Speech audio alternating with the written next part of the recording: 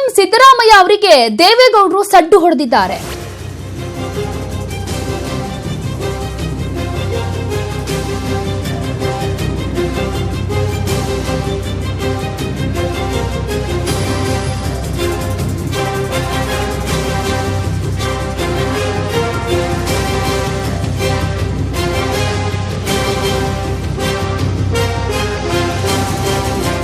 ಮಾಜಿ ಸಿಎಂ ಸಿದ್ದರಾಮಯ್ಯ ಅವರಿಗೆ ಸಡ್ಡು ಹೊಡೆದಿದ್ದಾರೆ ದೇವೇಗೌಡರು. ಯಾಕಂದ್ರೆ ಇಂಧನ ಖಾತೆಯನ್ನ ಕಸಿದು ಡಿಕೆಶಿಗೆ ಒಂದ್ ರೀತಿಯಾಗಿ ಅವರ ಬಲವನ್ನ ಕುಗ್ಗಿಸೋದಕ್ಕೆ ಮಾಡಿದಂತಹ ತಂತ್ರಕ್ಕೆ ಪ್ರತಿತಂತ್ರವನ್ನ ಹೆಣೆಯೋದಕ್ಕೆ ದೇವೇಗೌಡರು ಒಂದು ನಿರ್ಧಾರಕ್ಕೆ ಬಂದಿದ್ದಾರೆ.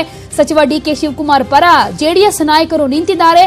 ಜೆಡಿಎಸ್ ಬಳಿ ಇರುವಂತಹ ಇಂಧನ ಖಾತೆಯನ್ನ ವಾಪಸ್ ನೀಡೋದಕ್ಕೆ ನಿರ್ಧಾರವನ್ನ ಮಾಡಿದ್ದಾರೆ.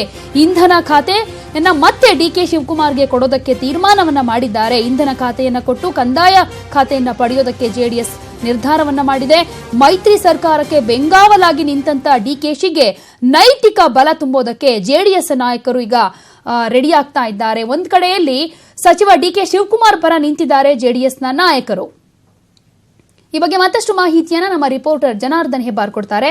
ಜನಾರ್ದನ್ ಹೆಬ್ಬಾರ್, ಇಲ್ಲಿ ಇಂಧನ ಖಾತೆ ಅನ್ನೋದು ಒಂದ್ ಕಡೆ ಪ್ರತಿಷ್ಠೆ ಜೊತೆಗೆ ಚರ್ಚೆಯ ವಿಷಯ ಆಗಿತ್ತು. ಸಿಎಂ ಕುಮಾರಸ್ವಾಮಿ ಅವರೇ ನನ್ನ ಬಳಿ ಇಟ್ಕೊಳ್ತೀನಿ ಅಂತ ಹೇಳಿದ್ರು. ಈಗ ಮತ್ತೆ ಕಾಂಗ್ರೆಸ್ಗೆನೆ ಇಂಧನ ಖಾತೆಯನ್ನ ಕೊಡಬೇಕು, ಅದು ಕೂಡ ಡಿಕೆ ಶಿವಕುಮಾರ್ಗೆನೆ ಅಂತ ನಿರ್ಧಾರ ಮಾಡಿರೋದಾದ್ರೂ ಯಾಕೆ?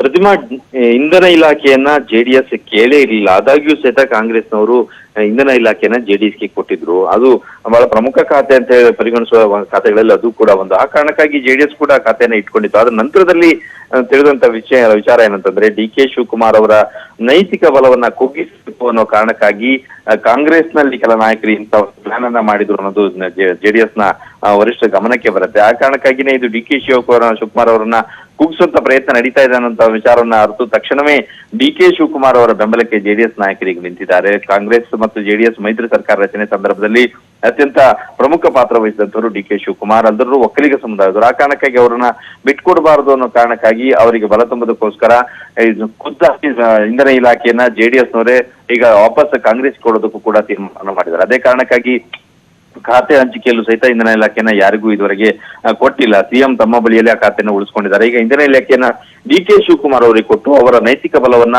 ಹೆಚ್ಚಿಸಬೇಕು ಅನ್ನೋಂತ ಒಂದು ಕಾರಣಕ್ಕಾಗಿ ಅಂತ ಒಂದು ಪ್ರತಿತಂತ್ರವನ್ನ ಕಾಂಗ್ರೆಸ್ನ ನಾಯಕರು, ಅಂದ್ರೆ ಪ್ರಮುಖವಾಗಿ ಅದರಲ್ಲಿ ಸಿದ್ದರಾಮಯ್ಯನವರು ಇಂತ ಒಂದು ಪ್ಲಾನ್ ಅನ್ನ ಮಾಡಿದ್ರು ಅನ್ನೋದನ್ನ ಅರಿತು ಅವರ ವಿರುದ್ಧವಾಗಿ ಅವರಿಗೆ ತಂತ್ರಕ್ಕೆ ಪ್ರತಿತಂತ್ರವನ್ನ ಎಣಿಬೇಕು ಅಂತೇಳಿ ಇಂತ ಒಂದು ಪ್ಲಾನ್ ಅನ್ನ ಮಾಡಿ ಈಗ ಇಂಧನ ಇಲಾಖೆಯನ್ನ ಅವರಿಗೆ ವಹಿಸಿಕೊಟ್ಟು ಅವರ ಬಳಿಯಲ್ಲಿರುವಂತಹ ಖಾತೆನ ಜೆಡಿಎಸ್ ತಮಗೆ ತೆಗೆದುಕೊಳ್ಳಿಕ್ಕೆ ತೀರ್ಮಾನವನ್ನ ಮಾಡಿದೆ ಅಂತ ಮಾಹಿತಿ ಲಭ್ಯ ಆಗಿದೆ. ಪ್ರತಿಮಾ, ಓಕೆ, ಧನ್ಯವಾದ ಜನಾರ್ದನ್ ತಮ್ಮೆಲ್ಲ ಮಾಹಿತಿಗೆ.